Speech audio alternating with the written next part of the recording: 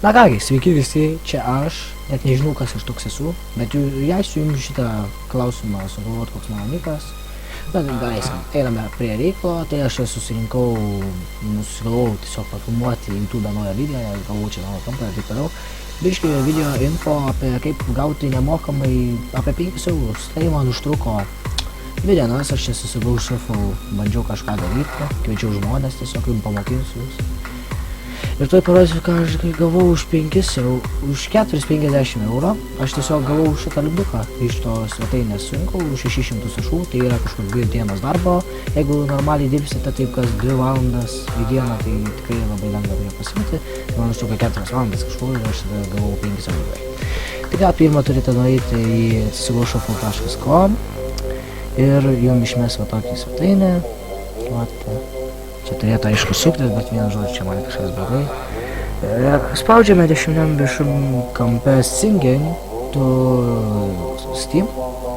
Tada spaudžiame referral ir matote. Every time someone redeems your code, you receive 10 points to use in your shop. Gausite 10 taškų ir galėsite pasirinkti išmestą į shopą, išmest itemus. Va.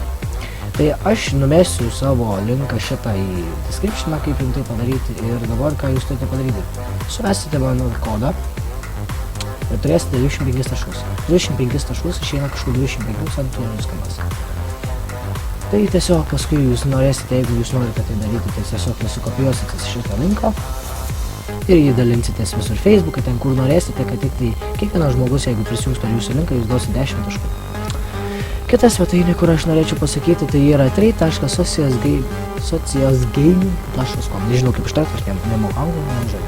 Čia irgi prisijungsite su Steam'u ir turėsite suvesti mano kodą. Mano kodą aš jums paskui description'ą numesiu. Spausite turbūt Earn Credits ir šitą mygtuką.